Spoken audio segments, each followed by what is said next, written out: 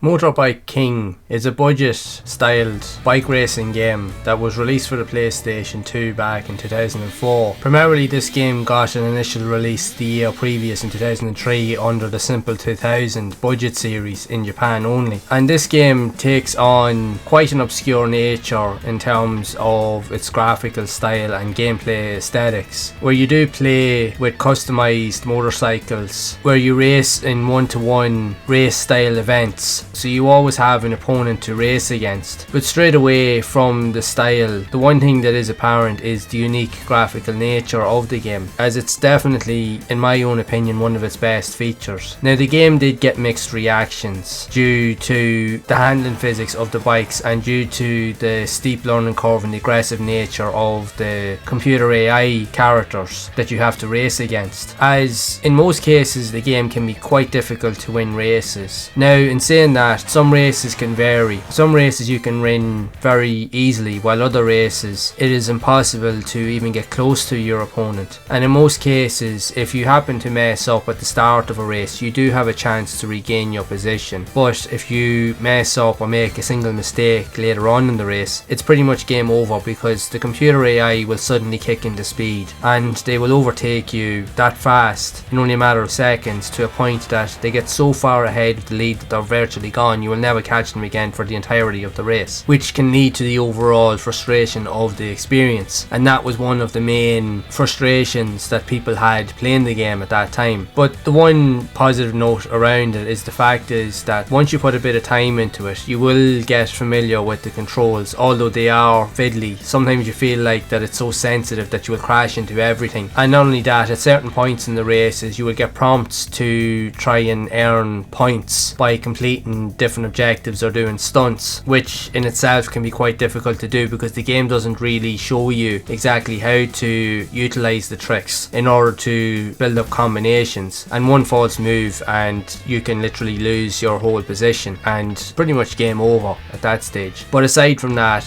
if you do put time into it, gradually as you get into the game more, you will start to earn points, you will start to figure out how certain aesthetics work, but you will also start to win races, believe it or not. And you also have the ability to upgrade your vehicles as you keep playing, because you can earn money and points which can then be used to further upgrade certain elements of your bikes, which can then enhance your chance to try and win races. But at the same time, you also have to stay in mind with making very little mistakes throughout each race, because again, the computer AI and the learning curve is still that high and aggressive that if they get ahead of you at any point in the race, it is pretty much game over, regardless of how fast your bike is. It's one of those games, you either love it or you hate it. It really just depends on your own play style and if you have the patience to put up with some of the negative aspects of the game. And even though it does have that, but the one thing, even from my own experience in playing this, it definitely has a lot of charm and unique character about it. Yes, the handling is fiddly and is dodgy to get used to, and the computer AI can be very frustrating, but then at times you can win a race very easily without very little effort. So there's a lot of disconnect between the variety of the difficulty of the computer AI, which can literally overwhelm you or underwhelm you at different points. But personally, I like the graphics, I like the cartoony style nature. It does have a unique vibe to it, almost like kind of like a cartoonistic, almost humorous style vibe to it. But even the background music really suits the style that the game is going for. It's just the controls and the computer AI that really lets it down, which is a pity. But in general, how do I feel about it in terms of my experience having played it? Yes, it is frustrating at points, but I found the aesthetics to be quite pleasing, and there definitely is a unique charm to it that may not appeal to every gamer out there, but I definitely think that it's something that will appeal to some players, especially because it's different and it's not something that you often see in games, especially like this. Now, if you have the patience to put up with the little niggles and glitches, you do have a decent enough game to play through, and there's plenty to offer here to keep you playing for quite a while with regards to the upgrades and getting used to the tracks and features and so forth. It really just depends on the player and what they're into. Now, I myself personally started to enjoy it the more I got into it, so it really just, like I said, depends on your own preferences. But I would love to know your thoughts on Motorbike King for the PlayStation 2, if you have seen it yourself back in the day, and if so, have you played it and what do you think of it? Do you find it charming, or do you find it really frustrating with all of the elements that I mentioned in the video? If you have played it, I'd love to hear what stories you have of the game, so be sure to share it down in the comments below. And if you would like to see more videos around more of these quirky style games that have also also been released for the PS2. Then make sure to leave a like, subscribe to the channel and hit the bell to be updated when future videos are released. And if you would like to see more videos on unique and quirky and obscure racing games that were also released on the PS2, then be sure to check out the playlist here on screen to see more of those games in action. So be sure to head on over and check those out, and I will see you all in the next one.